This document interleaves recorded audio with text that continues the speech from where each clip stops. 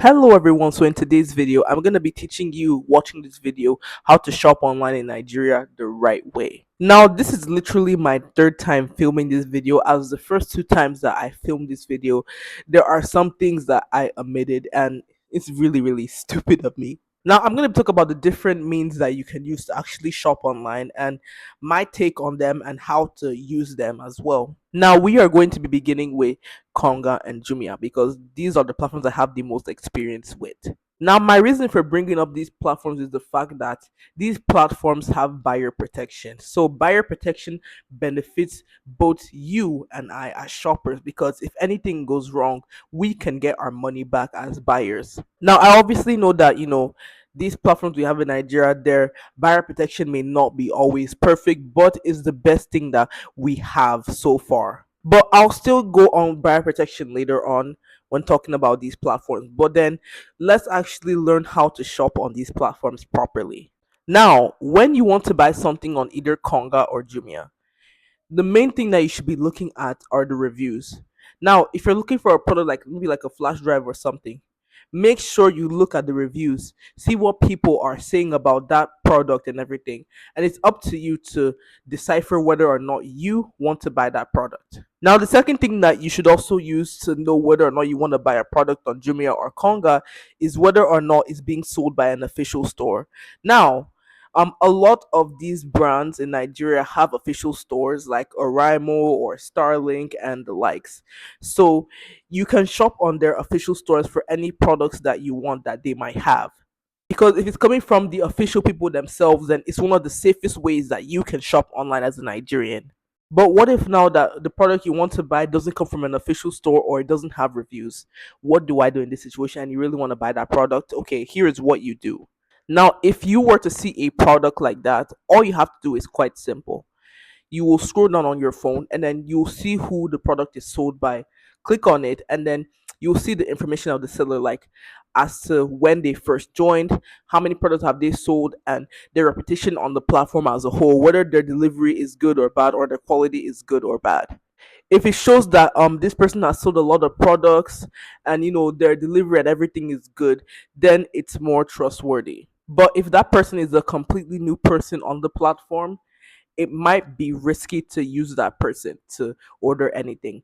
I'm not trying to bring anybody down, but this is just the safest way that you can shop online on any of these platforms. Now, what if you order something on any of these platforms and you want to return it because something went wrong? Like what I ordered versus what I got situation, or maybe your stuff came defective or it came out differently from what you wanted. Here's what you do if you're using Jumia specifically. Now on Jumia, click on orders and then you'll see the product that you bought that you may want to return. Click on it and then you'll see the option to request a return. Now Jumia will ask you questions like which one do you want to return? How many pieces do you want to return? That's if you ordered multiple pieces and what was wrong with the product. And you can specify all those things whenever you're returning. Now, here's another thing that you have to also note as well if you're going to return an item on Jumia. You'll probably see two options, like for you to return the item to a pickup station that's Jumia designated, or you may see the option for an agent or a rider to come to your doorstep and collect the item from you. Now, if you live in a state such as Lagos, Ibadan, Abuja, or Port Harcourt, then you can have a rider or an agent come to your doorstep and collect the item from you. Any other state, you cannot do this. And if you want to return that item, you must go to any designated pickup station in your state to return the item. And also, an important thing to note, you can only return an item on Jumia 5 days after the product was delivered to you. After 5 days, Jumia will not allow you to return anything. And finally, when you're processing your return on Jumia, you have the option to make your money to either go back to your bank account or go into your Jumia Pay wallet. Now, if you want to reserve the money for later to pay for things, then the Jumia wallet would be a good option. But then, if you want your money back in your bank account because you want to use it to do whatever you want, then please make it go into your bank account. Don't worry, for the Jumia Pay thing, you can still withdraw your money.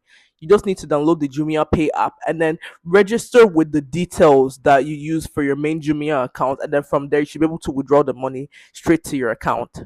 Now for Konga, if you want to return an item, the process is not as straightforward as Jumia. And if you actually want to learn how to actually do this, I made a detailed video in the description below or the title card above. Make sure you watch that video and maybe come back here as well so that you would know how to return an item on Konga. But for both platforms, it is important to note that not every single item can be returned. There are some items that both platforms prohibit from being returned. And also, when returning an item for either platform, you have to make sure that the invoice or receipt of that product is also there. Don't throw that thing away, as well as the original box and packaging. Everything has to be intact. And also, if you're dealing with devices like maybe flash drives or game consoles or laptops or phones or whatever, make sure that all the data is erased and any passwords are removed before you return that item back. And when you're returning an item, please make sure you're honest with why you're returning the item. If you're the one who broke the item in the first place, then please do not bother going to return that item at all. It's not right. Now, there are other online shopping platforms in Nigeria like CD Care or GG, for example. I didn't really talk about them because I don't really have experience using them, so I can't speak for what I don't really know. So, yeah. And if you're experienced with these platforms and you know anything about how to use them and return anything at all, please make sure you comment down below. Also, apart from Jumia, there are still other online shopping platforms that can be used to buy products. Like, for example, let's use something like Oraimo. They have a website where you can buy their products and it can be delivered to you as well. I don't really have experience ordering from Oraimo's website, so if you have experience there, please comment below. And then there's also other platforms like Starlink where you can buy a Starlink router there. You can also use that if you're gonna shop for any Starlink device in Nigeria. And then there are also the food delivery platforms like, I don't know, Domino's or Kilimanjaro or Pizza Jungle. They technically count as online shopping platform because you are shopping for food there, like with the online type of stuff.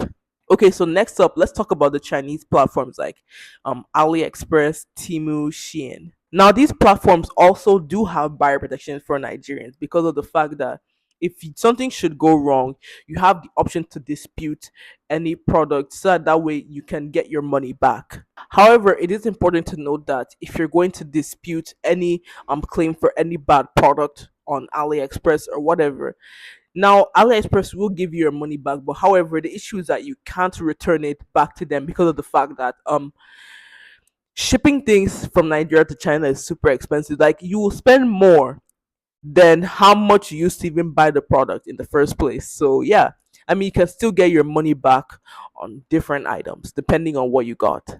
Now, here are something that you should note if you're specifically gonna shop on a site like AliExpress. I'm only speaking on AliExpress because that's the one I have the most experience with. Now, I think they have this window period as to how long you can actually file a dispute for an item. I can't remember how long, which is why you have to research that yourself.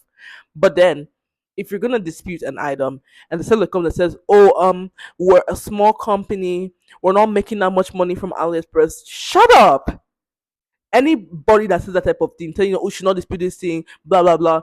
Tell them no. Don't accept whatever they're doing because they know what they're doing. They don't want to give you back your money. Very stupid sets of people. So let me tell you, hey, we're going to refund your money using PayPal or your bank account or whatever. Please send us the details so that way we can refund it there. No, we don't want. Or if they give you some flimsy excuse for a product that was bad, and they're trying to say, "Oh, we'll sue you, we'll do this and that to you," my dear, get out of the way. Make sure you apply for that refund. Tell them no, they should get out. Now, for the other platforms, they do have their own refund policies, as I've said earlier, which is why you must research it yourself before you place an order on any of these platforms. Now, one thing that annoys me with the Chinese platforms is the fact that a lot of them use all this misleading stuff to advertise their products, and it's very, very annoying, which is why if you're going to buy anything from these Chinese platforms, read the description properly, look at the images properly, read them thoroughly. Like, there's a place where they have a description, like not the title of the product, but if you scroll down, there's a description there. Read it very well so that you know what you're ordering. Make sure you read reviews as well. And I think AliExpress has this type of thing that Jumia has, like with the seller score and everything like that. Like it has that thing there too, but I think their own is much more professional, in the sense that you can even see the license of that person who is a business person on AliExpress. I think it's really really nice in my opinion. But make sure you read the descriptions very well and look at reviews and everything very well. I like that AliExpress in particular has the option where you can see reviews that are specifically for your country. Like if you live in Nigeria, for example, now you can see reviews that are made from Nigerians by Nigerians. So I think it's really, really good that it has that feature. Also, in my opinion, the safest stores that you can shop on AliExpress is anything that is labeled as an AliExpress choice product. You know that that product is shipped by AliExpress themselves and not any other company. Or if it comes from the official stores, like from, like some companies like Xiaomi and so on have their stores on AliExpress. It's coming from the official people themselves, and you know that it's safe. Others are still safe. As I said earlier, read reviews, look at the seller score and reputation before you order from that person. Also, side note. Now, if you're gonna use any of these platforms to shop, whether the Chinese ones or the Nigerian ones or whatever, make sure that if you buy a product and you're satisfied with that product, make sure you leave a review. A review helps so that way other people who want to buy that product after you can see that, oh, okay, you were satisfied with the product, and they know that this product is a safe product to buy. So make sure you leave reviews whenever you buy anything. It's a really good thing for you to do. Okay, so next I'll talk about the vendors, like the ones that are on Instagram, WhatsApp, TikTok, Facebook. Those people are a lot trickier in my opinion. I'm not here to bring down any vendor, but then there are some bad eggs when it comes to shopping with vendors.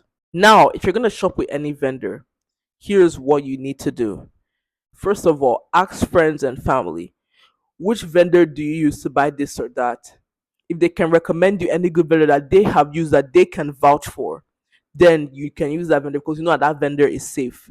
Secondly, you're gonna want to use social media. Like now, if you maybe um go on TikTok or Instagram or whatever, and you see that somebody made a review for a vendor on these platforms, then that vendor could potentially be safe as well. Another thing that you can also do is this: if you go on the page of that vendor, like an Instagram page, for example, you can see about that vendor, you can see when the vendor joined and how many times they changed their username, that type of stuff. If you see anything suspicious, like they change their username so many times or they join newly, then that vendor might not be safe. I'm not trying to say that every vendor that does this is a bad person, but still, you just need to be careful. You can also go as far as checking the vendor's comment section, seeing if now that actual people are buying the products and everything. And bonus points if the vendor actually has a physical store that you can go to, or even if it's in any state at all, that as long as they have one that is easily able to be googled and stuff, I think that's when it's safe. Now finally, let's talk about shopping internationally, like apart from the Chinese sites. Like let's talk about sites like shopping from Amazon, eBay and the likes of them. On a regular basis, natively, sites like Amazon do not ship to Nigeria. And if you try to ship to Nigeria, I've heard some people saying that your account can get flagged and everything. Some people are saying that the fees are overly expensive. Some people are saying different things. But I'll just say as a Nigerian, avoid the international sites if you do not know what you're doing, please. Now, the way that a lot of Nigerians shop from these international sites is by using freight companies. So freight companies are like companies now that they help you to get something shipped from another country down to Nigeria because they have establishments in those countries where these platforms are driving in. So what they do is like this now. For example, I want to buy this phone case here on Amazon. Now, the freight company will give me an address based in the US if I'm buying from the US. And then before I pay for that item, I will put in the details from their company, the address details that they gave me, and put it there. So Amazon is going to ship the phone case to them. Now, once the phone case is shipped to them, what happens is that it's up to me to pay the delivery fees as well as the weight because they charge based on the weight of an item as well. Once all this is satisfied, then from there, they will ship to me down in Nigeria. Now, for me, I've never used a freight company before, but then I've always wanted to use one, and I've studied these companies a lot to understand how they work. Now, for every freight company, they have their policies, they have things that they do and don't ship, and they have ways that they work, which is why before you use any freight company, make sure you ask questions. Email them or reach out to them on social media or whatever. Ask them, how does this and that work? How your platform work? What things can I or can I not ship? That type of stuff. Make sure you ask these questions before you use these companies. But for me, in my opinion, when it comes to freight companies, I do not see them as a 100% justifiable means of shipping items to Nigeria, depending on the item that is or what your use case for that item is, in my opinion. Now, for me, I see that justifiable. If not that maybe you're buying all this professional equipment from the US or UK or Canada or whatever down to Nigeria, it makes a lot of sense if you wanted to do that. Or if you are buying an item that is rare that you easily cannot find in Nigeria or something, then it makes sense for you to want to use a freight company. But for me, it doesn't make sense that you would want to ship like, I don't know, like a tripod, like all these phone tripod from US down to Nigeria. It doesn't make sense to me in my opinion, because like I watched a creator that did this, and they used a freight company to ship something from Amazon to Nigeria, and it was a phone tripod. I don't see it as it making sense at all, because you can buy the same thing literally in Nigeria for much cheaper, actually speaking. And besides, depending on the product that you buy, if it's not from all those big brands and stuff, all of the products that people buy on Amazon are from China. So a lot of things that you find on Amazon can easily be found on sites like AliExpress, Temu, SHEIN, that can easily come to Nigeria for lesser cost than shopping from Amazon. Even Jumia, in fact, you can find all those things there. However, when it comes to freight companies, there is one risk that's involved that people do not talk about. If you're going to use a freight company, just know that freight companies do not have buyer protection overall. So if not, like maybe you order a product from maybe Amazon or whatever, and it comes to you in Nigeria, and that product comes out damaged or whatever, do you know that you can't get your money back? Whether it's Amazon's fault or the freight company's fault, just know that you can't get that money back at all. And at the same time, freight companies can also delay with your packages as well. So if they delay now, what are you gonna do in that type of situation? You can't do anything. You can't get your money back. There's nothing you can do. And with a freight company, there is no real way to actually know where your product actually is. Like for example, there was this creator that I used to follow on TikTok. So basically, he tried to order a MacBook using one of these freight companies. However, he was asking, where is the thing, where's the thing? And then they couldn't respond, they couldn't tell him anything. In that type of situation, that's where the risk is. Because there's nothing you can actually do in that type of situation, which is why it's really risky. Which is why before you use a freight company, make sure you do your research very well before you pick one, and make sure you're asking the right questions before you use one as well. Now, luckily for these freight companies, they do have ways you can find them on Google Maps, and you can see the reviews of people who have used them before. So you can use that thing as a way to judge whether or not you want to use one or not. Now, at the end of the day, it's up to you to pick which one you want to use. I'll just say that if you're a Nigerian living in Nigeria, you should just stick with the platform that have buyer protection like Jumia or Konga or something. Or if you want to shop from our local vendors and patronize them, you can use them as well, as long as that vendor is good. So anyway, that's all for today's video. I hope you've learned something new. Make sure you like, subscribe, comment, and share this video to whoever you can. And I hope I see you guys next time. Goodbye.